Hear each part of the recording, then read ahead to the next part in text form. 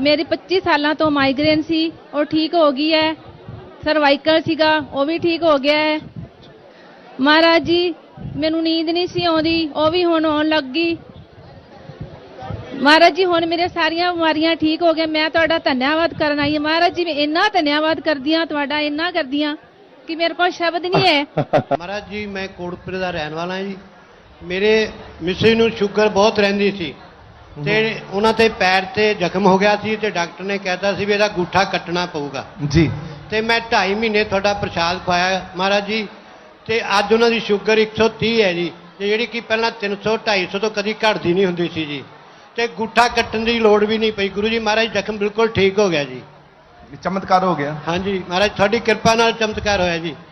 ते मेरे गोडे भी दुखते हुंदे सी जी ते हुण मैं तुर फिर सकदा, अगे तुर फिर नहीं सकदा सी जी। बाबा जी आ तुहाडा ही पुत्तर दिता होया जी, ये ठीक हो गया अगे नालों बहुत ज्यादा। शुक्र। बाबा जी ना तुरदा सी ना बोलदा सी ना खांदा पींदा, सब कुछ आप कराउने आ जी। हुणे बैठण भी लग गया, कब्ज भी ठीक हो गया। हुण तुसीं किरपा करो तुरन लग जावे। वाह कितने दिन हो गए प्रसाद खाने इस बच्चे ने? न्यूरो दा जी 40 दिन हो गए खत्म। शुक्र। गुरु प्यारी साध संगत जी, संत लोचन दर्शन दास जी की कृपा से गुरु प्रसादम के स्वास्थ्य क्रांति अभियान को देश के कोने कोने तक पहुंचाने और प्रत्येक देशवासी को गुरु प्रसादम का लाभ उपलब्ध कराने के लिए गुरु प्रसादम अब हर गांव और कस्बे में अपने आयुर्वेदिक औषधि केंद्र खोलने जा रहा है, जिसमें गुरु प्रसादम के काढ़े, मिश्रण तथा औषधियां उपलब्ध होंगी और आयुर्वेदिक डॉक्टरों का निःशुल्क परामर्श भी दिया जाएगा। हमारे इस अभियान से जुड़ने के लिए आप भी अपने गांव या क्षेत्र में गुरु प्रसादम का औषधि केंद्र खोल सकते हैं। इच्छुक व्यक्ति अधिक जानकारी प्राप्त करने के लिए नीचे दिए गए नंबरों पर संपर्क करें। गुरु प्यारी साध संगत जी, आपको ये जानकर खुशी होगी कि आप गुरु प्रसादम अमेज़न से भी खरीद सकते हैं। महामारी में जब सर्दी खांसी का जोर, संडूबाम से भाप लो सांस लो। संडूबाम भाप लो सांस लो। 624वें कबीर परमेश्वर जी के प्रकट दिवस के उपलक्ष्य में जगत गुरु तत्वदर्शी संत रामपाल जी महाराज जी के सानिध्य में देखिए हमारा विशेष कार्यक्रम 24 जून को सुबह 9:20 से लेकर 12:20 तक केवल साधना टीवी पर। इस प्रोग्राम को आप हमारे सोशल मीडिया प्लेटफॉर्म पर भी लाइव देख सकते हैं।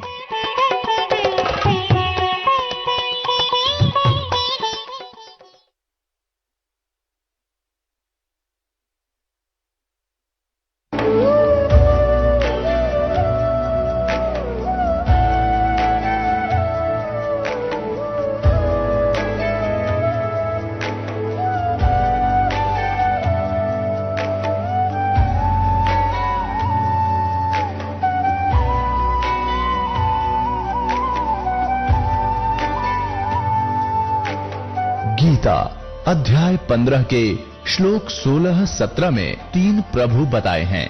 ये 3 प्रभु कौन हैं? किस प्रभु की शरण में जाने के पश्चात जन्म और मरण समाप्त हो सकता है? 3 प्रभुओं में सबसे उत्तम परमात्मा कौन है? कैसा है?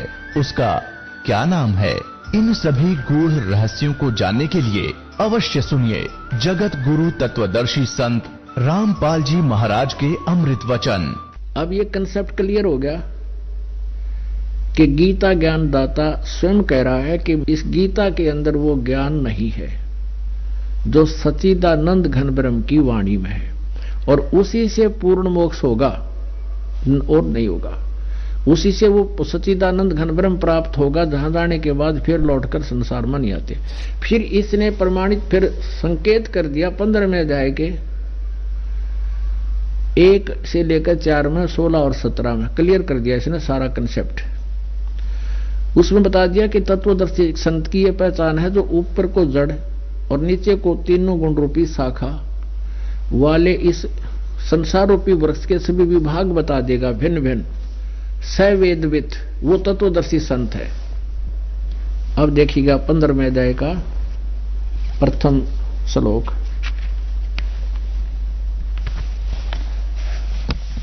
गीता अध्याय नंबर 15 का ये पंचदशो अध्याय अथ पंचदशो अध्याय। ऊर्ध्व मूलम अध शाखम अश्वत्थम प्राहु अव्यम, ऊपर को जड़ और नीचे को शाखा वाला ये संसार रूपी वृक्ष अविनाशी कहा गया है। छंदासी यस्य प्रणानी ये तम वेद स वेदवित, स वेदवित अविनी के शब्दों में आदि पुरुष परमेश्वर मूल वाले, यानी जिस परमात्मा की जड़ तो समझो पूर्ण परमात्मा है इस वृक्ष की। अब देखिएगा ये देखिएगा, ये संसार रूपी वृक्ष देखो, अब आसानी से समझ में आएगा। ऊर्ध्व मूलम अधः शाखम, ऊपर को जड़ और नीचे को शाखा वाला उल्टा लटका हुआ संसार रूपी वृक्ष का चित्र। ऊपर को जड़ता ये परम अक्षर ब्रह्म है, सच्चिदानंद घन ब्रह्म, यानी इन्होंने लिखा है आदि पुरुष परमेश्वर। आदि पुरुष परमेश्वर ये आदि पुरुष है। ये तो समझो जड़ है जो सतलोक, अलखलोक, अगमलोक और ऊपर के लोकों में रहता है, अकय लोक में। और उस जो जमीन से बाहर दिखाई देता उसको बोलते हैं तना, वो पेड़, ये सारा पेड़ है। और वो परम अक्षर ब्रह्म गुप्त है, वो जड़ है समझो। अब ये है जमीन से बाहर जो हिस्सा पेड़ का दिखाई दे, वो पेड़ कहलाता है। तो परमेश्वर कबीर जी ने 600 वर्ष पहले आकर बताया था अक्षर पुरुष एक पेड़ है और निरंजन को सरपुरुष भी कहते हैं। सरपुरुष वाकी डार और तीनों देवा शाखा है, ये पात रूप संसार।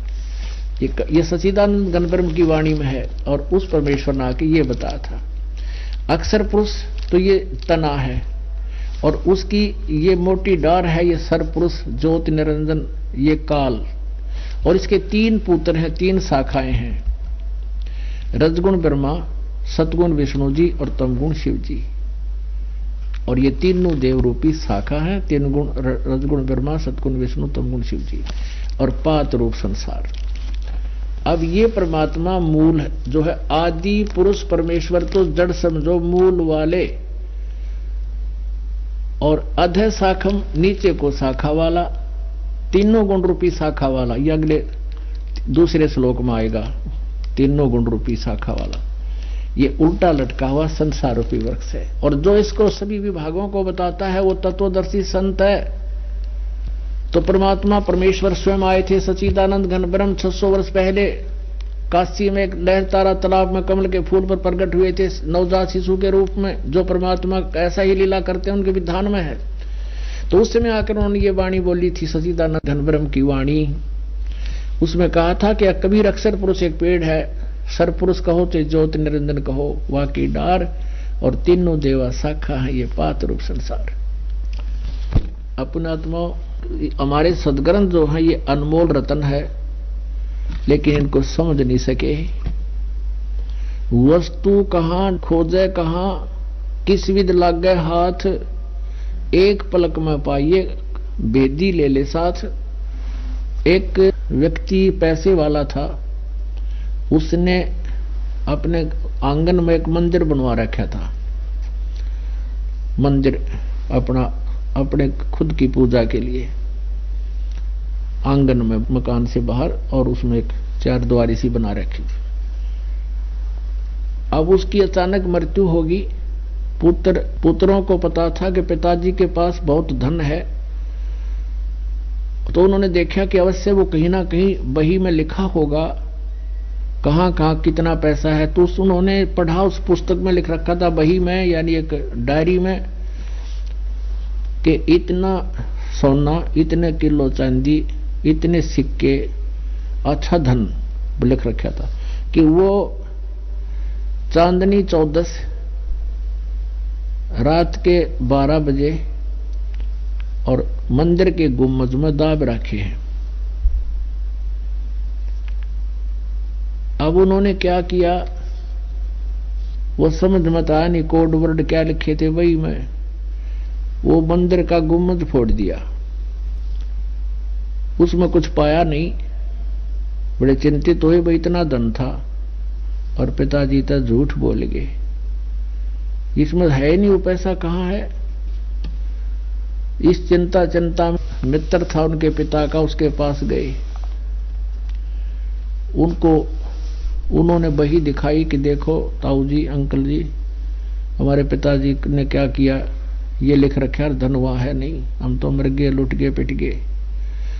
वो समझदार था, वो कहने लगा बेटा तुम ऐसे करो, इस गुम्बज को फिर बनाओ, ऐसा ही बना दो, तुम नजर नाश कर दिया। अब वो बिना पावड़ दाव रखा था क्योंकि वो निशान खत्म। उसका अर्थ ये था जब रात के 12 बजे और चांदनी 14 यानी सुदी 14, तो उसका अर्थ था कि उस रोशनी के उस समय चांद की 14 के दिन और गुम्बज की परछाई जहां जावा, जहां गुम्बज बन जा छाया से, वो कोडवर्ड थे, वहां खोदना था आंगन, तोड़ दिया गुम्बज बिना अकल क्या ने, तो दोबारा गुम्बज बनवाया अगले 14 के दिन। फिर वो रात के 12 बजे उसके वो अंकल ने वो निशान लाग बेटा खोदो, वो नो का नो पा गया, सारा धन दबाया। तो ये न सब ने हमारा गुम्बज फुड़वा दिया, वो यथार्थ स्थान पर ये पहुंच नहीं सके, ये कोडवर्ड समझ नहीं सके इन सदग्रंथों के। ओम तत्सत ये सीधा नाम दे है, वो हरि हरि और लाजिया से गिला, ओ हरि ओम तत्स, हरि ओम तत्स। अरे तेरा गजब भैया। अब पुणात्माओं, वस्तु कहां और खोजे कहां, किस विध लग गए हाथ, एक पलक में पाइए बेदी ले ले साथ। यानी तत्वदर्शी संत मिल जाए, फिर 1 मिनट में सारा सदग्रंथ समझ में आ जाएंगे। और सदग्रंथों में जो लिखा है वो फाइनल है, वो वाई दुनिया बकरी है, बकते रहो। और सदग्रंथ के आधार से हम प्रैक्टिकल करेंगे। जो हमारी थ्योरी होती है यानी रिटर्न में जो विवरण होता है, उसके आधार से प्रैक्टिकल होता है। जिनकी थ्योरी गलत है तो वो प्रैक्टिकल क्या करेंगे, उसके ऊपर झूठा ज्ञान ध्यान कहां लावे। थारा ज्ञान ये कानने कहानी, फिर को 2.5 घंटे सुबह बैठो, 2.5 घंटे शाम, पता खाक बैठोगे, जीवन बर्बाद करने लग रहे। 1000 वर्ष बैठ के नो घुघु बन के किसी ने कुछ ना पाया, तुम्हारा ध्यान कुछ भी साधना को ना, वो तो कम से कम सीधा मंत्र तो ओम का जाप करते थे, उससे भी कुछ लाभ होता है। ये 36 अडंगे दे दिए, रंकार ओंकार और ज्योत निरंजन, ये कति सीधे काल के छाती में मारा टक्कर हैं। और फिर काल मूर्त सब स्वरूपी राम सतपुरुष, ये सारे का बेतुके, वो परमात्मा का मंत्र न्यारा है। और वो ये है बस, और दूसरा मंत्र नहीं है। अब देखना फिर ये गीता जी अध्याय नंबर 15 का श्लोक नंबर 1 से 4 आप पढ़ोगे। 15वें अध्याय का प्रथम मंत्र, आदि पुरुष परमेश्वर मूल वाले, यानी परम अक्षर ब्रह्म तो समझो उस संसार रूपी वृक्ष के उल्टे लटके हुए की वो जड़ है, मूल है। और अध शाखम, ये गलत अनुवाद कर रखा है, ब्रह्मा रूप मुख्य शाखा वाले। अरे वाह, अध माने नीचे होता, अध, ये देखो अध अध।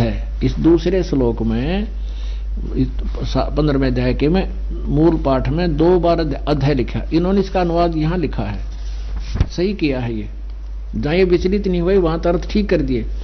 अध माने नीचे और अध माने नीचे, अध माने नीचे और अध माने नीचे। तो यहां लिखना था ऊर्ध्व मूलम, ऊर्ध्व मूलम अध शाखम, ऊपर को जड़ वाला और नीचे को शाखा वाला। ये संसार रूपी पीपल का वृक्ष है जो अविनाशी कहा गया है। और छंदासी यस्य प्रणानी, उसके भाग विभाग, छंद माने टुकड़े, विभाग पत्ते आदि उसके वो विभाग हैं। और ये तम वेद, जो उसको जानता है इन सब विभागों को, स वेदवित, वो तत्वदर्शी संत है, वेद के तात्पर्य को जानने वाला है। तो यहाँ है आदि पुरुष परमेश्वर मूल वाले, यानी ऊपर जड़ तो आदि पुरुष परमेश्वर परमाक्षर ब्रह्म समझो, और नीचे को शाखा वाला। ये संसार रूपी पीपल, संसार रूप पीपल के वृक्ष को अविनाशी कहते हैं, वेद जिसके पत्ते कहे गए हैं। और उस संसार रूप वृक्ष को जो पुरुष मूल सहित यानी जड़ से लेकर पत्तों तक तत्व से जानता है, स वेदवित, वह वेद के तात्पर्य को जानने वाला है, अर्थात वो तत्वदर्शी संत समझ लेना। अब दूसरे में कहा है कि उस संसार वृक्ष की तीनों गुण रूप, तीनों गुण रूप जल से बड़ी हुई, विषय भोग रूप कोपलों वाली देव मनुष्य और त्रिक आदि योनि रूप शाखाएं हैं। ये विषय पर वाला यानी विषय वाकारों की समझो तीनों गुण रूपी शाखा है, वो नीचे और ऊपर ये फैली हुई है। मनुष्य लोक में कर्मों के बंधन में बांधन की भी ये मुख्य कारण है, ये मुख्य मूलानी यानी मुख्य कारण है, जो नीचे और ऊपर फैली हुई है, व्याप्त है, सभी लोकों में नहीं है। ये पृथ्वी लोक पर ज्ञान बोला जा रहा था, ऊपर स्वर्ग लोक, नीचे पाताल लोक। अब हम यहाँ कंसेप्ट क्लियर करेंगे कि तीनों गुण रूपी शाखा, ये तीनों गुण रजगुण ब्रह्मा, सतगुण विष्णु, तमगुण शिव जी है। ये दूसरे श्लोक में अधः च ऊर्ध्वं प्रसरता तस्य शाखा गुण प्रवर्धा, विषय प्रवाला अधः च मूलानी अनुसंततानी कर्मानुबंधनी मनुष्य लोके। उस संसार वृक्ष की तीनों गुण रूप शाखाएं, तीनों गुण रूप शाखा ये शाखाएं हैं। तो ये गुण क्या है? रजगुण ब्रह्मा, सतगुण विष्णु, तमगुण शिव जी। सबसे पहले ये कंसेप्ट क्लियर करना पड़ेगा। देखिएगा मार्कंडेय पुराण गीता प्रेस गोरखपुर से प्रकाशित है। मार्कंडेय पुराण और गीता प्रेस गोरखपुर से प्रकाशित है।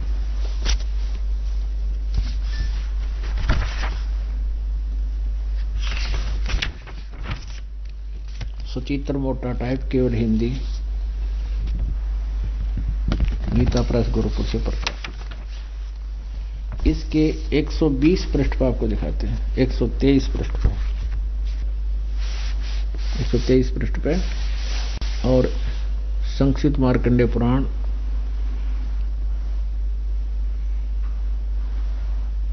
मार्कंडेय जी बोले, ये मार्कंडेय जी का प्रकरण चल रहा है जो ज्ञान दे रहे हैं। इस तरह स्वयंभू परमात्मा की तीन अवस्थाएं हैं, रजोगुण प्रधान ब्रह्मा, तमोगुण प्रधान रुद्र, सत्व प्रधान विश्वपालक विष्णु है। यही तीन देवता हैं और यही तीन गुण हैं। अब तीन गुण कहो चाहे ब्रह्मा विष्णु महेश कहो, होगा कंसेप्ट क्लियर। और बताते हैं, ये श्रीमद देवी भागवत खेम राज श्री कृष्ण दास प्रकाशन बंबई से छपी, मुंबई से। ये देखिएगा प्रथम भाग है ये। अथ देवी भागवतम सभाष्टेकम सहमात्यम, खेमराज श्री कृष्ण दास प्रकाशन बंबई 4। अब हम इसके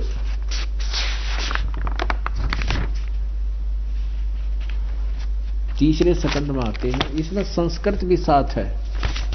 ये है अथ श्रीमद देवी भागवते भाषा टीका युक्ते तृतीय सकंद है प्रारंभते। अब हम इसके 11 पृष्ठ पर आते हैं।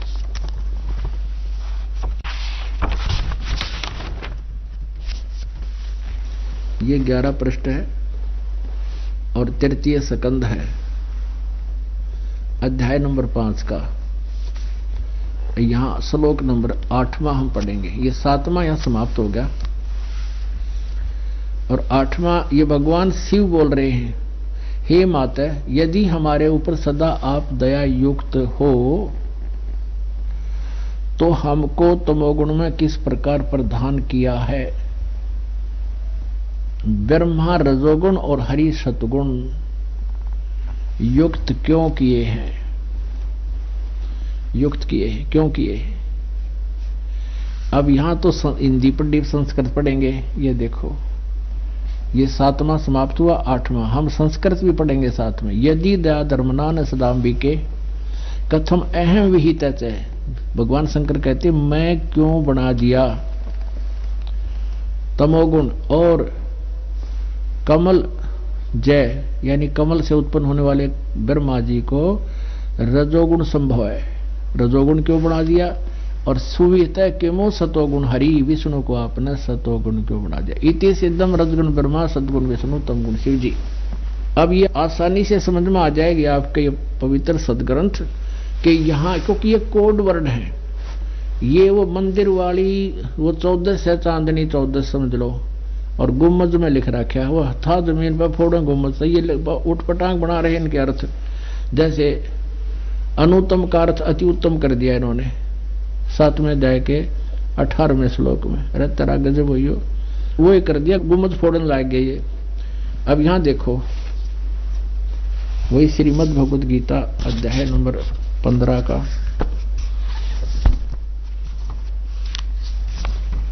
और अब श्लोक नंबर 2 पढ़ेंगे हम, अध्याय नंबर 15 का और श्लोक नंबर 2। उस संसार वृक्ष की तीनों गुण रूप हैं, ये तीनों गुण रजगुण ब्रह्मा सतगुण विष्णु तमगुण शिवजी रूपी शाखा हैं,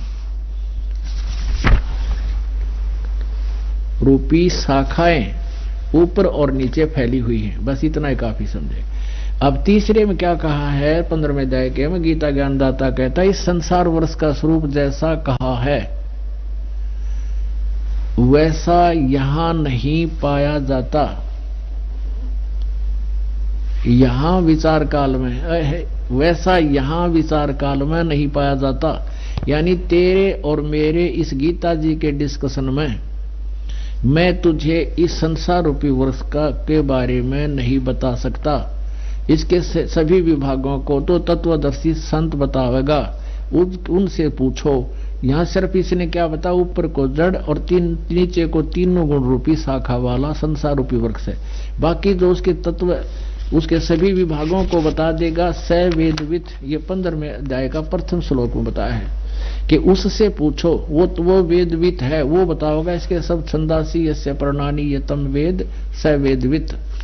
तो यहाँ इसने सिर्फ इतना बताया कि यहाँ तेरे मेरे विचार काल में, अब ये तीसरे में 15वें अध्याय का, इस संसार वर्ष का स्वरूप जैसा कहा है वैसा यहाँ विचार काल में नहीं पाया जाता। यानी तेरे मेरे डिस्कशन में मैं नहीं जानता, नहीं बता पाऊंगा, क्योंकि इसका मुझे आदि और अंत का अच्छी तरह ज्ञान नहीं, कोई सतिथि नहीं है। इससे तेरे लिए, इसलिए इस सुविरुद्ध मूलम, इस अति दृढ़ मूल वाले, ये नहीं अति दृढ़ यानी ऊपर जड़ जो है वो स्थायी रूप में सनातन स्थान है और सनातन परमात्मा है, वो शाश्वत स्थान है, वो दृढ़ है, वो कभी नाश में नहीं आता। अति दृढ़ मूल वाले यानी जिसकी ऊपर जड़ जो रूपी भगवान पुरुष की समझो वो ऊपर का पोर्शन है वो अविनाशी है।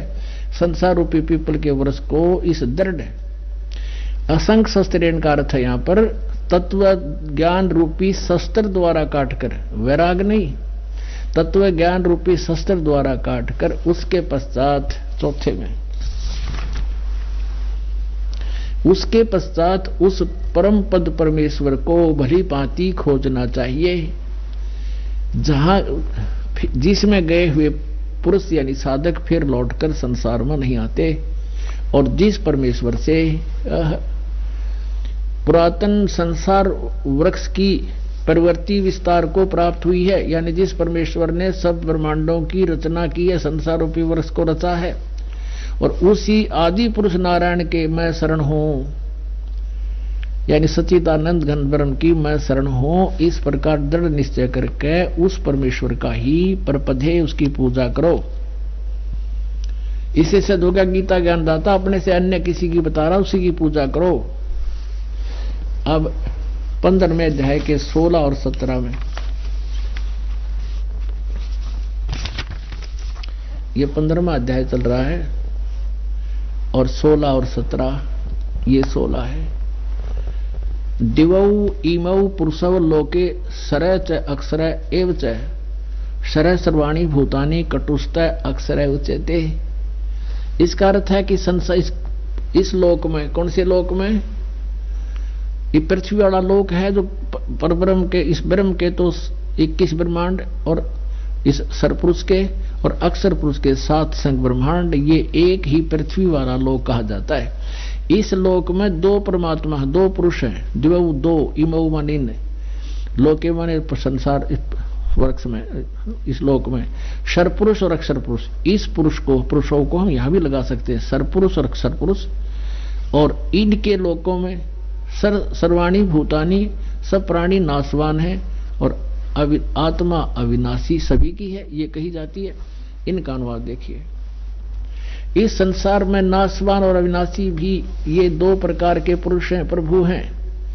देखिएगा, इस संसार में नाशवान यानी सरपुरुष और अक्षर पुरुष कहो इनको, सरपुरुष और अक्षर पुरुष, ये दो प्रकार के हैं, यानी दो प्रकार के पुरुष यानी भगवान है। सरपुरुष सर और अक्षर, सरपुरुष और अक्षर पुरुष दो प्रभु हैं। और इनके संपूर्ण इनके लोक में इनकी भी स्थिति इकट्ठी बताई है। संपूर्ण प्राणियों के शरीर नाशवान है और जीवात्मा अविनाशी कहा जाता है। अब 17वें में कहा तुरंत ही, उत्तम पुरुष है तू अन्य, ऊपर वाले इन दोनों से अन्य है, सरपुरुष अक्षर पुरुष से। और परमात्मा इति उदाहरते, उसको परमात्मा कहते हैं, कहा जाता है। और ये लोक त्रयम् आविश्य विभर्ति अवैश्वर है, जो तीनों लोकों में प्रवेश करके सबका धारण पोषण करता वो अविनाशी परमात्मा है। अब जड़ से सबको आहार मिलता है। उत्तम पुरुष है तू अन्य, यानी वो श्रेष्ठ परमात्मा परम अक्षर ब्रह्म तो कोई और है जो तीनों लोकों में प्रवेश करके और सबका धारण पोषण करता है। अविनाशी परमेश्वर परमात्मा इस प्रकार कहा जाता है, कहा गया है। अब यहां शंका हो जाती है, जैसे 18वें अध्याय में गीता ज्ञानदाता कहता है कि क्योंकि मैं नाशवान वर्ग क्षेत्र से सर्वथा अतीत हूं और अविनाशी जीवात्मा से भी मैं उत्तम हूं, इसलिए लोक और वेद में मैं पुरुषोत्तम नाम से प्रसिद्ध हूं। यहां देखिए, अस्मि लोके वेदे, लोक वेद में प्रथित है पुरुषोत्तम। अपने आत्मा ये तत्व ज्ञान है, कोड वर्ड है, इनको समझना तत्वदर्शी संत बिना बिल्कुल असंभव था। परमेश्वर ने दया करी इस दास के ऊपर और ये ज्ञान आज समझ में आ गया हमारा। अब ये क्या कह रहा है गीता ज्ञानदाता कि मेरे अंतर्गत जितने प्राणी हैं 21 ब्रह्मांड में, इनसे मैं उत्तम हूं, इनसे श्रेष्ठ हूं, इनसे तगड़ा हूं, इसलिए मैं लोक वेद में, इस लोक में, और इस लोक वेद के आधार से, लोक वेद होता है सुना सुनाया ज्ञान, दंत कथा, यानी जो सच्चाई से दूर हो, कि इस कारण से मैं लोक वेद के आधार से पुरुषोत्तम प्रसिद्ध हो रहा हूं, क्योंकि मेरे अंतर्गत जितनी आत्मा है तो शरीरधारी प्राणी है, उनसे वो मेरे अंतर्गत हैं, उनका मैं कंट्रोलर हूं। लेकिन वो 15वें अध्याय के 17वें श्लोक में कंसेप्ट क्लियर कर दिया कि उत्तम पुरुष का कोई और ही है और वही तीनों लोकों में प्रवेश करके सबका धारण पोषण करता है। अब प्रसंग चल रहा था कि पुण्यात्मा जहां से सत्संग प्रारंभ हुआ था वहीं लाना है कि अब हम गीता जी के जैसे 8वें अध्याय के प्रथम मंत्र में अर्जुन ने पूछा कि वो किम तत्परम, जो 7वें अध्याय के 29वें श्लोक में जिसके विषय में आपने कहा है, ये देखिएगा, श्रीमद् भगवत गीता अध्याय नंबर 8 और श्लोक नंबर, ये देखो 8 का। अब ये 13 नंबर में क्या कह रहा है मंत्र में, 8वें में, ओम इति एकाक्षरम ब्रह्म व्यवहारण माम अनुस्मरण ये प्रियाति तजंदेहम स याति परमाम गतिम। अब माम ब्रह्म, मुझ ब्रह्म का, ओम इति एकाक्षरम, ये ओम एक अक्षर है बस यही, और व्यवहारण माने उच्चारण करके, अनुसमन माने श्रवण करता हुआ, ये प्रियाति तजंदेहम जो शरीर छोड़कर जाता, स याति परमाम गति। अंडरस्टूड है कि जो ओम नाम के जाप से जो गति मिलेगी वो परम गति इस ओम तो होगी और वो ब्रह्म लोक प्राप्ति है। अब 8वें अध्याय के 16वें श्लोक में देखिएगा कि हे अर्जुन, ब्रह्मलोक पर्यंत सब लोग पुनरावर्ती में हैं। इन्होंने यहां टिप्पणी की है स्टार से नीचे, अर्थात जिनको प्राप्त होकर पीछे संसार में आना पड़े ऐसे पुनरावर्ती कहते हैं। तो यहां ब्रह्मलोक में गए हुए प्राणी भी पुनरावर्ती में फिर आना पड़ेगा, तो पूर्ण मोक्ष नहीं वैसे। अब यहां इन्होंने अनुवाद गलत किया है कि कुंती पुत्र मुझको प्राप्त होकर पुनर्जन्म नहीं होता। अब यहां इसका मूल संस्कार देखो, अब्रह्म भुवनाथ लोका पुनरावर्तिन अर्जुन माम उपेत तु कौनते पुनर्जन्म न विदते। यहां इसने अगर ये हम इनके अनुसार कहें कि मुझे प्राप्त होकर पुनर्जन्म नहीं होता, गीता जी अध्याय नंबर 4 का श्लोक नंबर 5 और 9 गलत सिद्ध हो जाते हैं। ये देखिएगा अध्याय नंबर 4, ये 5 श्लोक है, ये अध्याय नंबर 4 का। हे परंतु अर्जुन, मेरे और तेरे बहुत से जन्म हो चुके हैं, तू नहीं जानता, उन सबको मैं जानता हूं। 9वें में क्या कहा है कि मेरे जन्म और कर्म अलौकिक हैं, मेरे जन्म और कर्म अलौकिक हैं, दिव्य हैं। अब दूसरे अध्याय के 12वें श्लोक में कहा है, ये है अध्याय नंबर 2 का और श्लोक नंबर 12। न तो ऐसा ही है कि मैं किसी काल में नहीं था, अथवा तू नहीं था, अथवा राजा लोग नहीं थे, और न ही ऐसा है कि इससे आगे हम सब नहीं रहेंगे, यानी हम पहले भी थे, आगे भी जन्म होगा आपका हमारा। क्योंकि यहाँ फिर 17वें श्लोक में कहा है कि नाश रहित तो उसको जान, नाश रहित तो उसको जान, जिससे संपूर्ण जगत दर्शक वर्ग व्याप्त है, यानी जिसने सारे ब्रह्मांडों की रचना की है। इस अविनाशी का विनाश करने में कोई समर्थ नहीं है, यानी कोई और है गीता ज्ञानदाता से, वो अविनाशी है। अब यहां चौथे अध्याय के आपने पढ़ दिया, बिल्कुल स्पष्ट कंसेप्ट क्लियर कर दिया कि मेरे और तेरे बहुत जन्म हो चुके हैं। ये चौथे अध्याय का 5वां श्लोक, मेरे तेरे बहुत जन्म हो चुके हैं, तू नहीं जानता, मैं जानता हूं। और 9वें में भी ऐसा। फिर 10वें अध्याय का दूसरे श्लोक में इसने कहा कि अर्जुन, मेरे जन्म को ये नहीं जानते देवता लोग। अब देखो ये दूसरा, मेरी उत्पत्ति यानी जन्म को और यानी लीला से प्रकट होने को देवता लोग, न देवता लोग जानते हैं और न मैं ऋषि जानते हैं, क्योंकि मैं इन सब प्रकार से देवताओं का और मैं ऋषियों का अधिकारण हूं। यानी ये देवता और मैं ऋषि मेरे से उत्पन्न हुए हैं, इसलिए ये मेरे जन्म को नहीं जानते, मेरी उत्पत्ति को नहीं जानते। इसी से इसका जन्म भी हुआ है तो ये दास बताएगा, क्योंकि पिता की उत्पत्ति को पुत्र संतान नहीं जानती, दादाजी बताता है। तो कबीर परमेश्वर हम सब के परम पिता, उन्होंने आके बताया है। तो अब जो कंसेप्ट ये जो क्लियर कर रहा दास 8वें अध्याय का 16वां श्लोक, ये देखिए। यहां ये कहना, अनुवाद करना कि हे अर्जुन, ब्रह्मलोक पर्यंत सब लोग पुनरावृत्ति में हैं, परंतु कुंती पुत्र मुझे प्राप्त होकर पुनर्जन्म नहीं होता, ये अनुवाद गलत है। इसका अर्थ देखिएगा कि आ ब्रह्म भुवनाथ लोका पुनरावृत्ति न अर्जुन, यानी सब ब्रह्मलोक तक सभी पुनरावृत्ति में है, वहां गए हुए प्राणी भी वापस आते हैं। और जो ये नहीं जानते, न विदते माम उपेत, तू मुझे प्राप्त हुआ, परंतु मेरे प्राप्त वालों का भी पुनर्जन्म कौनते पुनर्जन्म है। न विदते, जो नहीं जानते, जो ये बात नहीं जानते कि मुझे प्राप्त होकर भी वो ब्रह्मलोक में गए हुए प्राणी भी पुनरावृत्ति में है, ये नहीं जानते, तो मुझे प्राप्त होकर भी उनका पुनर्जन्म होता है। न विद्य माने जानना भी होता है, एक अक्षर का केवल एक करट्टा नहीं होता, ये कोड वर्ड, ये बहुत ही गहरे शब्द हैं। अगर इसका ये अर्थ माने तो वो 3 श्लोक गलत हो जाते हैं गीता जी के, ये इनका अनुवाद गलत कर दिया इन्होंने। अब हम आते हैं अपने 8वें अध्याय के प्रथम श्लोक में।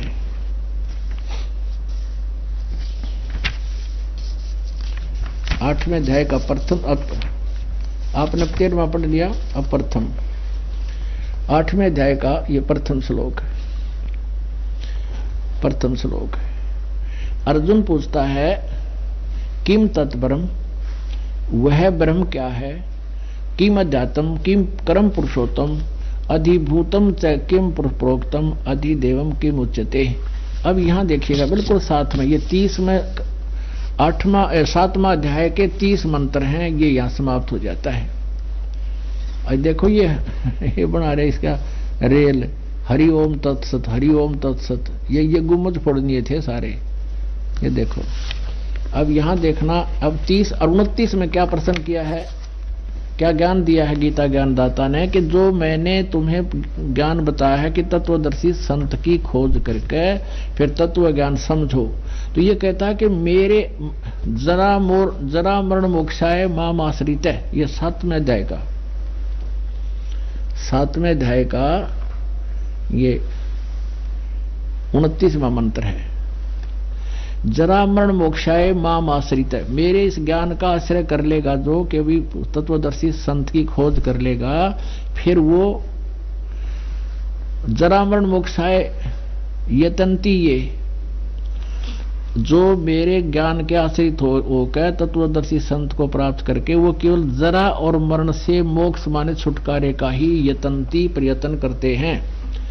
और ते वो कौन करते हैं? ते ब्रह्म विदु तत्, ते ब्रह्म तत्व विदु, यानी उस तत्व ब्रह्म को विदु माने जानते हैं, कर्षण माने सारे अध्यात्म को, कर्म से अखिलम और सब कर्मों से परिचित है। जो मेरे शरण होकर जरा और मरण से छूटने के लिए प्रयत्न करते हैं वे तत्व ब्रह्म, तत्व माने उस, ब्रह्म माने ब्रह्म को, यानी तत्व ब्रह्म को, तत्व ब्रह्म संपूर्ण अध्यात्म को तथा संपूर्ण कर्मों को जानते हैं।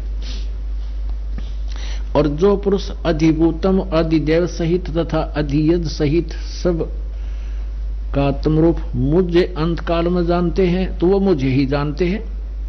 कि जो उस परमात्मा तत्व ज्ञान समझ कर उसको समझ गए हैं वो तो उसको समझ कर फिर छुटकारा चाहते हैं, और जो केवल सब कुछ मुझे मानते हैं वो केवल मुझे ही जानते हैं, यानी वो गलत गाइड है। अब 8वें अध्याय साथ ही है ये 8वें अध्याय के प्रथम मंत्र में अर्जुन ने पूछ लिया फिर किम तत्परम, वो तत्परम क्या है? इसका उत्तर दिया 8वें अध्याय के 3रे श्लोक में। 8वें अध्याय के 3रे श्लोक में कि वह परम अक्षर ब्रह्म है। अपनात्मा अब 5वें श्लोक में कहा है कि जो 8वें अध्याय के 5वें श्लोक में कहा है कि जो पुरुष अंत काल में भी मुझको ही स्मरण करता हुआ शरीर त्याग कर जाता है वह मद भावम, ये मेरे साक्षात रूप को नहीं, मद भावम याति, मेरे भाव में वो को प्राप्त होता है और मेरे में उसकी आस्था बनी रहती है, इसमें संशय नहीं है। अब 6 में तो ये कहा है कि ये एक नियम है कि जो व्यक्ति अंत समय में जिसका भी सेवन करता हुआ, 7वें 6 में कुंती पुत्र अंत काल में जिस भी भाव को स्मरण करता हुआ शरीर का त्याग करता है तो उसको ही प्राप्त होता है, सदा उसी भाव से वो भावित रहता है। अब 7वें में कहा है कि इसलिए अर्जुन तू सब समय में निरंतर मेरा स्मरण कर और युद्ध भी कर, यानी मेरा स्मरण भी कर, युद्ध भी कर, और मुझे अर्पण किए हुए मन बुद्धि से होगा, निसंदेह तो मुझे ही प्राप्त होगा। अब 8वें में कमाल कर दिया, परमम पुरुषम दिव्यम याति पार्थ है, अभ्यास योग युक्तेन चेतसा, यानी तत्वदर्शी संत से जो विद्वान पुरुष, जो पुण्यात्मा, वो समझदार व्यक्ति उसकी उस साधना करते हैं, ना अन्य गामिना, अन्य कहीं ना जाने वाले चित्त से, जो परमम पुरुषम दिव्यम यानी परम अक्षर ब्रह्म की साधना करते हैं वो उसी को प्राप्त करते हैं। यहां देखो अनुवादिनी का 8वें अध्याय का ये 8वां मंत्र, हे पार्थ यह नियम है परमेश्वर के ध्यान नहीं, अभ्यास योग युक्तेन, अभ्यास का अर्थ है उसके सिमरण करना, योग यानी भक्ति का, उस भक्ति सत भक्ति जो संत बताओगा उसका अभ्यास करता हुआ, योग से युक्त यानी उस साधना से लगा हुआ, दूसरी ओर न जाने वाले चित्त से यानी किसी और में आस्था नहीं रखे, निरंतर चिंतन करता हुआ उस परम दिव्यम पुरुष याति, उस परमम दिव्यम पुरुषम याति, उस परम पुरुष मूल पर आदि पुरुष परमेश्वर मूल वाले उस परम अक्षर ब्रह्म को प्राप्त होता है। और 9वें में उसका संकेत भी कर दिया, कव्यम पुराणम अनुशासिताराम अणो अणियांसम अनुसमर्तेय सर्वस्य धाताराम अचिंत रूपम आदित्य वर्णम तमस्य प्रस्तात्। अज्ञान रूप अंधकार में वो बहुत दूर है, उसको नहीं जानते। वो आदित्य रूप वर्णम यानी सूर्य की तरह तेजों में साकार है और कवियम है, वो कवियम। ये तो अब चैप्टर दूसरा लंबा बन जाएगा, इसको नहीं छेड़ते, इतना ही लेंगे। जो पुरुष सर्वज्ञ कवियम कबीर, जो पुरुष सर्वज्ञ अनादि सबके नियंता, सूक्ष्म से अति सूक्ष्म सबके धारण पोषण करने वाले अचिंत स्वरूप और सूर्य के सदृश चेतन नित चेतन प्रकाश रूप, अविद्या से अति परे यानी जो उसको कुछ नहीं कोई नहीं जानता, उस सच्चिदानंद घन परम परमेश्वर का श्रवण करता है। वह भक्ति युक्त पुरुष अंत काल में भी योग बल से बरकुटी के माध्यम से प्राणों को अच्छी प्रकार सतीत करके फिर, अब योग बल का अर्थ होता है भक्ति की शक्ति से। जो साधना तुम करोगे उसमें वो जैसे टायर में हवा भर जाती है, नो भर जाएगी आपकी आत्मा में। उस भक्ति की शक्ति के से योग बल से बरकुटी के माध्यम में प्राणों को यानी श्वासों को अच्छी प्रकार स्थापित करके फिर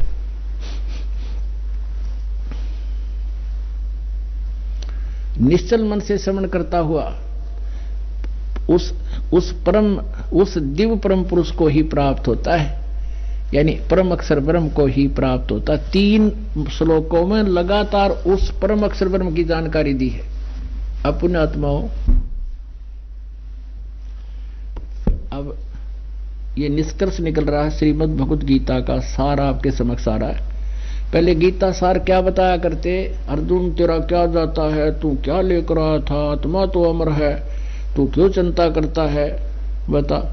ये सार था गीता जी का। गीता जी का तो ये सार है जो दास बता रहा है।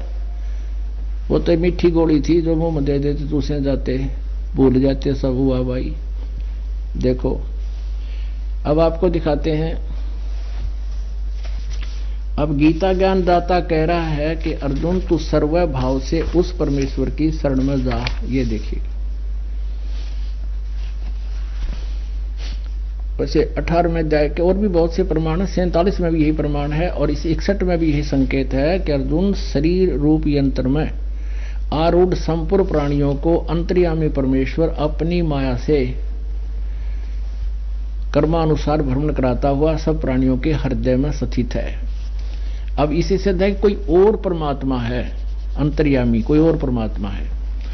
अब 62 में कहा कि अर्जुन तो सर्व भाव से उस परमेश्वर की शरण में जा जिसके बारे में मैं अब कह रहा हूं, यानी 61 में जो कहा है और जो पहले बता चुका हूं परम अक्षर ब्रह्म, उसकी उस परमेश्वर की शरण में जा, उसकी कृपा से ही तू, उस परमात्मा की कृपा से ही तू 2 बार लिखा है, उस परमेश्वरी की शरण में जा, उस परमात्मा की कृपा से ही तू परम शांति को और सनातन परम धाम को प्राप्त होगा। ये तो अपने इसने बता दिया गीता ज्ञानदाता ने। अब 63वें श्लोक में आइएगा, अध्याय नंबर 18 का और श्लोक नंबर 63।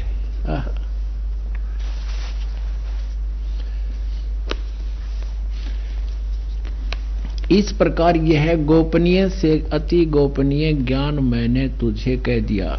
गोपनीय से भी अति गोपनीय, गुहात गुहातरम कति, यानी गीता का ज्ञान बता दिया तेरे ताई, तुझे कह दिया। अब तू इस रहस्य युक्त ज्ञान को पूर्णतः भली भांति विचार ले कर, जैसा चाहता है वैसा कर। अब देखो 64 में फिर कहा, ओहो सर्वगुहतम, सभी से गुप्त, संपूर्ण गोपनीयों से भी अति गोपनीय मेरे रहस्य युक्त वचन को फिर सुन। तू मेरा अति से प्रिय है। इन इष्ट का अर्थ कर दिया प्रिय।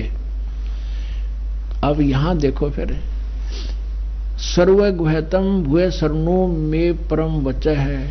अब फिर सुन मेरे, और इससे कति सब तो गुप्त वचन बताता हूं। इष्ट में ऐसी दृढ़मिति तत्वक्षामि ते हितम। इष्ट माने मेरा पूज्य देव है, असी माने है, दृढ़ माने कति नो डाउट, इति माने यही जो मैं पहले बता चुका हूं आपको 62वें श्लोक में। वो मेरा इष्ट देव है और ये तेरे हित में कहता हूं। तेरी समझ में आ जाता उसकी ट्राई कर ले, पर मैं ना जा बता सकता उसके बारे में। हैं, और इन्होंने इष्ट कार्य कर दिया प्रिय। जब ये गुप्त से गुप्त यू पहले बता दिया, यू बताना था तो मेरा प्रिय है, क्या बताओगा वेद बता, और कौन से बताएगा।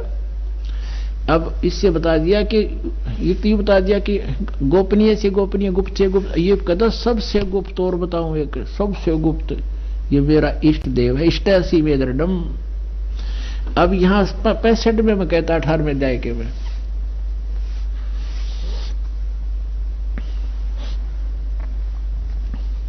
अब मुझ में मन वाला हो, मेरा भक्त बन, मेरी शरण में रहना है तो मेरा पूजन करने वाला हो, मुझे प्रणाम कर नमस्कारु। ऐसा करने से मुझे ही प्राप्त होगा, यह मैं तुझे सत प्रतिज्ञा करता हूं, क्योंकि तू मेरा अतिशय प्रिय है। बिल्कुल ठीक है। अब फिर 66 में फिर निर्णय दे दिया कि उसकी शरण में जाना है, क्योंकि ये लास्ट आ गया, कति क्लियर हो गया। सर्वधर्मान प्रीतज माम, मेरे सतर की सब धार्मिक पूजाएं मुझ में छोड़, मुझे दे दे। एकम शरणम व्रज, व्रज माने जाना होता है, इन्होंने अनरस कर दिया, आना कर दिया, बगैर ज्ञान के गुम्मज फोड़ डाले इन्होंने। एकम माने सर्वशक्तिमान, जिसके बराबर दूसरा ना हो, उसकी शरण में व्रज माने जा। अहम तवा सर्व पापे भयमोक्षामी मां शुच, फिर मैं तुझे सब पापों से मुक्त कर दूंगा, तो चिंता ना करे। इन्होंने क्या किया है, संपूर्ण धर्मों का अर्थात संपूर्ण कर्तव्य कर्मों को, संपूर्ण धर्मों को अर्थात संपूर्ण कर्तव्य कर्मों को मुझ में त्याग कर तू केवल एक मेरी शरण में आ जा। मुझ सर्वशक्तिमान, माम के आगे कितनी उपमा ला दी, माम माने मुझ, मेरी शरण में आ जा, इतना कहना। मुझ सर्वशक्तिमान सर्वदार परमेश्वर की शरण में आ जा, आजा, व्रज माने आजा, फिर मैं तुझे सब पापों से मुक्त कर दूंगा। अर्जुन तो कह रहा मैं आपकी शरण में हूं। दूसरे अध्याय का 7वां श्लोक, ई बता खा किसकी शरण में आने की कहेगा ये तो पहले डिक्लेयर कर चुका है कि मैं आपकी शरण में हूं। ये दूसरे अध्याय का 7वां श्लोक देखिएगा।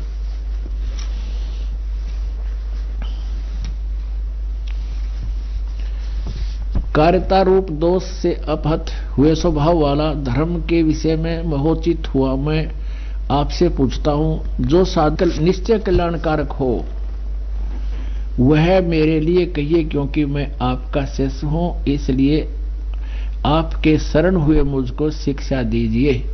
मैं तो आपकी शरण हूं, मैं आपका शिष्य भी हूं और आपकी शरण हूं मैं पहले से ही। ईब के मेरी शरण में आ जा तू। पुण्यात्माओं,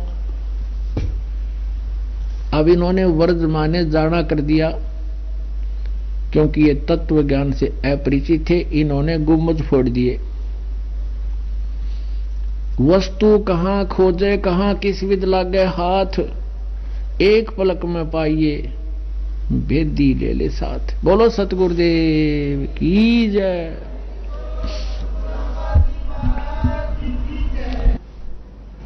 परम पिता परमात्मा पूर्ण ब्रह्म परमेश्वर कबीर साहिब कबीर देव जी की असीम कृपा से आप जी सत्संग सुनने के लिए उपस्थित हुए। परमात्मा पूर्ण ब्रह्म जो सर्व ब्रह्मांडों के रचनहार हैं वो कबीर साहिब हैं, कबीर देव जी हैं। ये कौन से कबीर जी हैं? जो कलयुग के अंदर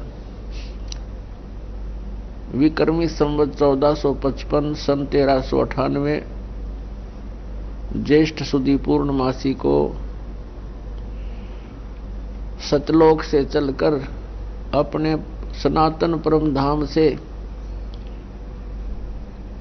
उस मुक्ति धाम से चलकर यहाँ काल के लोक में पृथ्वी लोक पर आए और एक लहर तारा नामक तालाब के अंदर विकसित कमल के फूल पर वो परमात्मा एक शिशु रूप धारण करके विराजमान हुए। एक छोटे बालक का रूप धारण करके वहां पर कमल के फूल पर विराजमान हो गए। वहां से एक निसंतान दंपति जुलाहा दंपति नीरू और नीमा जो सुबह सुबह स्नान करने के लिए गए थे, परमात्मा को वहां पाकर के बड़े खुश हुए, अपने घर ले गए।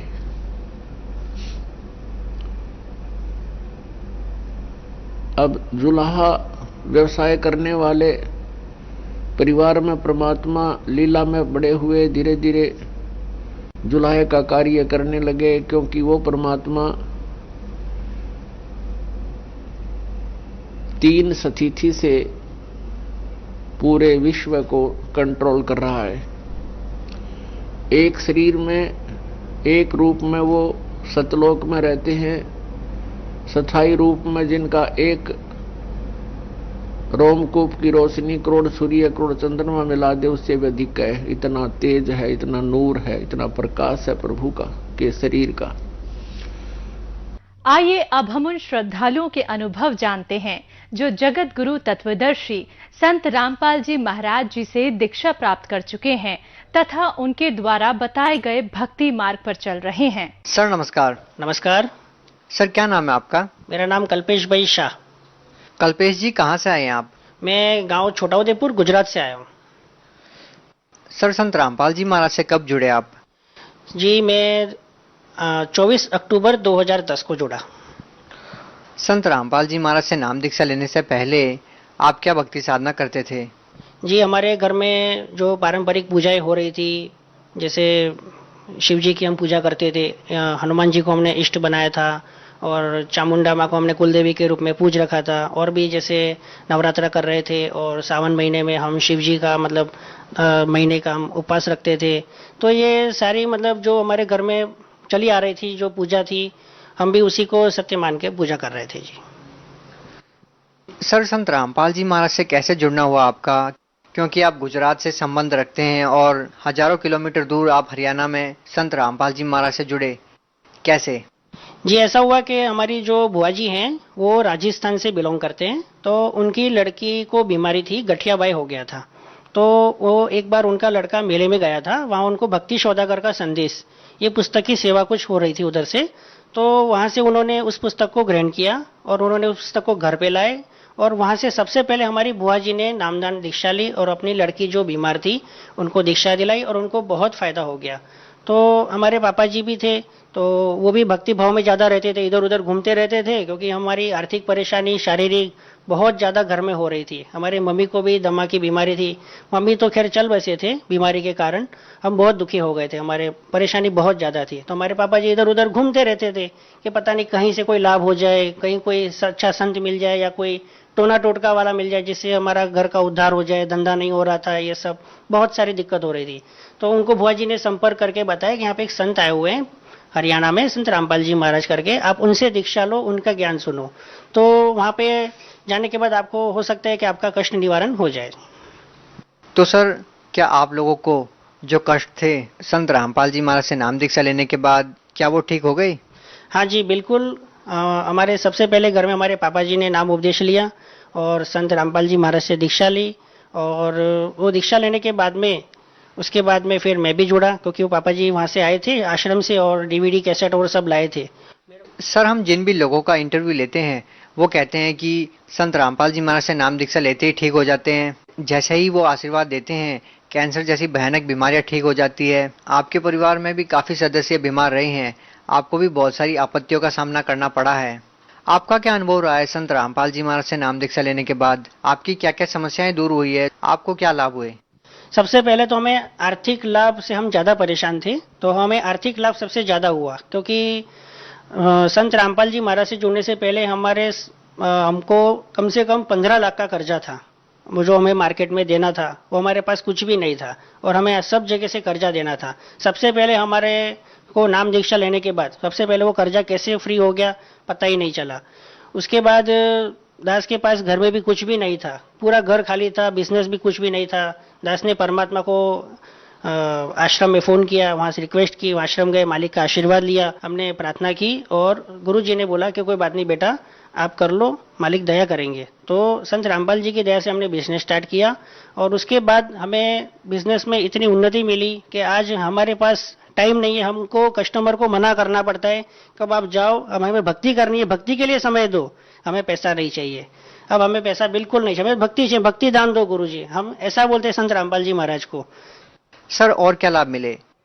और अभी वैसे आर्थिक लाभ मेरे को बहुत ही ज्यादा हुए हैं, इसलिए मैं आर्थिक लाभ ज्यादा बता रहा हूँ, क्योंकि अभी मेरे पास घर में जो किराए का मकान था, वो किराए का मकान में चारों तरफ माल पड़ा हुआ है, तो वहां पे मेरे को माल रखने की जगह नहीं थी। सब बोलते थे कस्टमर आके आपको एक मकान चाहिए, आपको मकान चाहिए। मकान कैसे ले, मकान कोई बातों से थोड़ी मिलता है। आज आप भी जानते हो डिस्ट्रिक्ट लेवल में मकान है, 30-35 लाख रुपए का मकान होता है, 10 कहाँ से लाएगा इतने रुपए। तो मालिक ने वो भी सुन लिया। अभी अभी में मालिक ने मेरे को, दास को, संत रामपाल जी महाराज ने कृपा करी और एक 30 लाख की कुटिया भी दिलवा दी। सर एक बारीकी आपसे जानना चाहेंगे कि संत रामपाल जी महाराज से नाम दीक्षा लेने के बाद आपको आर्थिक लाभ कैसे मिल रहे हैं? भक्ति तो आप पहले ही कर रहे थे, लेकिन अब ऐसा क्या चेंज हुआ है कि आपको आर्थिक लाभ मिल रहे हैं? और क्या लोग इस बात पे विश्वास करेंगे कि किसी संत से नाम दीक्षा लेने के बाद आर्थिक लाभ हुए? आप इस बात को समझाइए कि आप भक्ति पहले भी कर रहे थे और आप भक्ति अब भी कर रहे हैं, तो अब आपको भक्ति करने से लाभ क्यों मिल रहे हैं, जबकि पहले भक्ति करने से आपको लाभ क्यों नहीं मिल रहे थे? जी, संत रामपाल जी महाराज के सत्संग जब हमने सुने तो संत रामपाल जी महाराज ने हमको बताया कि जो अभी तक हम पिछली पूजाएं कर रहे थे, जिनसे हमें फायदा नहीं हो पा रहा था, जिन भी देवती देवताओं की हम पूजा कर रहे थे, तो वो हमारी पूजा गलत थी, वो प्रोसेस ही गलत थी, क्योंकि वो शास्त्र विरुद्ध थी। जो कि गीता जी के अध्याय नंबर 16 श्लोक नंबर 23 में साफ लिखा है कि जो मनुष्य शास्त्र विधि को त्याग के मनमाना आचरण करेगा, उसको न तो कोई गति मिलेगी, न सुख प्राप्त होगा, न ही सिद्धि प्राप्त होगी। तो हमारी पूजा ही गलत थी, हमारी प्रोसेस ही गलत है, हमें लाभ कहाँ से मिलेगा? तो संत रामपाल जी महाराज ने हमको सही दिशा दी, सही ज्ञान दिया, शास्त्र के अनुसार हमको भक्ति दी, जिससे उन मंत्रों के जाप करने से और उस विधि से हमको ये फायदा ऑटोमेटिकली गुरु जी की कृपा से, संत रामपाल जी महाराज की कृपा से हमें प्राप्त हुए। जी सर, यदि बात नशे और दहेज की करते हैं और उसको जब खत्म करने की बात आती है, तो संत रामपाल जी महाराज का सबसे पहले नंबर पर नाम आता है। आज एक बहुत बड़ी मुहिम संत रामपाल जी महाराज ने नशे और दहेज के खिलाफ चला रखी है। नशे को और दहेज को समाज से जड़ से खत्म करने के लिए संत रामपाल जी महाराज एक विशेष योगदान दे रहे हैं। सर, आप लोगों ने आखिर इस मुहिम को कैसे कामयाब किया? ऐसा क्या कर रहे हैं कि आज संत रामपाल जी महाराज का पहले नंबर पर नाम लिया जाता है?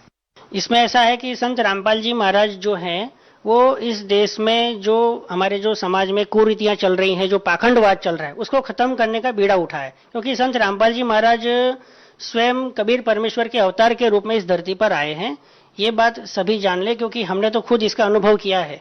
तो हमारे संत रामपाल जी महाराज का यही उद्देश्य है कि इस समाज में जो दहेज जब लिया जाता है, तो इतना मतलब इंसान है, इतना कर्जेदार हो जाता है कि इंसान बता नहीं पाता कि मैं अपनी लड़की कैसे मतलब घर के बाहर निकालूं। यानी एक समझो कि जो बड़ा पैसे वाला होता है वो तो लड़की दे देगा, लेकिन जो बिना पैसे वाला होगा, गरीब होगा, उसके लिए तो लड़की एक दुख के समान हो जाएगी, और उसकी 3 लड़की अगर हो गई तो वो तो बेचारा वैसे ही मर जाएगा।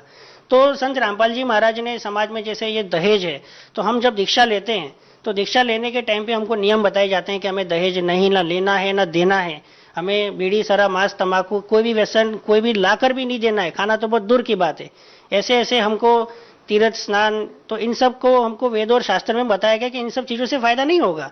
ऐसे गुरुजी ने हमको कई नियम ऐसे बताए जो शास्त्र के अनुसार हमें करने हैं, तभी हमें भक्ति का सही फायदा हो पाएगा। हमारे संत रामपाल जी महाराज हैं, तो वो जो ज्ञान बता रहे हैं वो शास्त्र के अनुसार बता रहे हैं, और अन्य जो संत हैं वो शास्त्र के विरुद्ध ज्ञान बता रहे हैं, उनसे फायदा नहीं हो पा रहा है। और हमारे संत रामपाल जी महाराज है, वो शास्त्र के अनुसार भक्ति बता रहे हैं, तो उनको जो भी उनके मतलब दुखी लोग वहां पे आते आश्रम में बरवाला में, तो वहां उनका कष्ट तुरंत ही दूर हो जाता है, क्योंकि वहां सही शास्त्र अनुसार भक्ति मिल जाती है।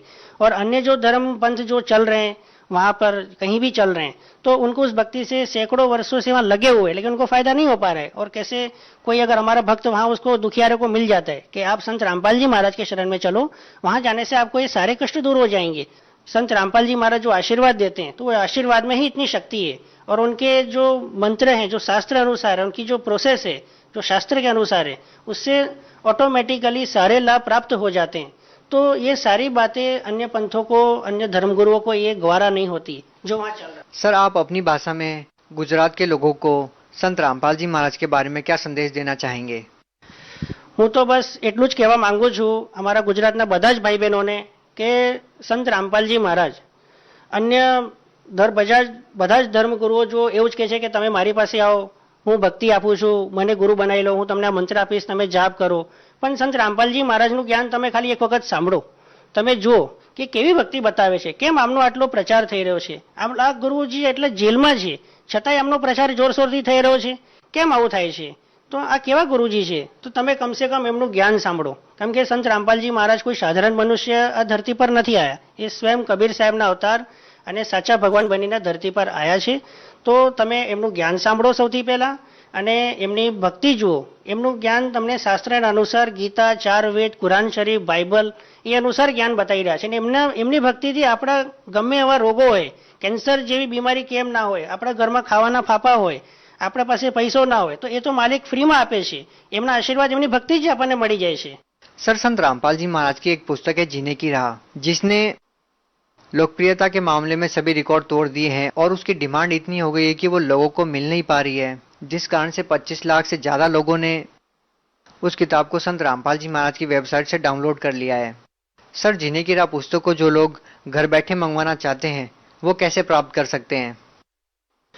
इसमें ऐसा है कि संत रामपाल जी महाराज का जो सत्संग है वो डेली जो चैनल चल रहे हैं, तो उसमें सारे फ़ोन नंबर दिए जाते हैं. आप उसमें SMS करके भी प्राप्त कर सकते हैं. ऐसे 6 से 7 चैनलों पे गुरुजी संत रामपाल जी महाराज का सत्संग चल रहा है. और हमारा जो वेबसाइट है जो www.jagatguru-rampaljimaharaj.org, आप उस पर भी सर्च करें और उसको देखें, ज्ञान प्राप्त करें और परमात्मा की संत रामपाल जी महाराज की शरण में आए और अपना जीवन मोक्ष कराएं. बहुत बहुत धन्यवाद. सत साहिब.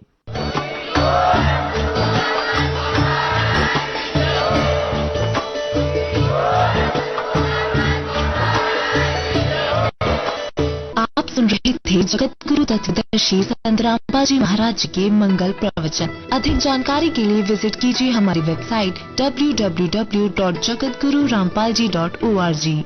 संत रामपाल जी महाराज जी के शुभ आशीर्वाद से पूरे विश्व भर में 500 से भी ज्यादा नाम दीक्षा केंद्र हैं, जिन पर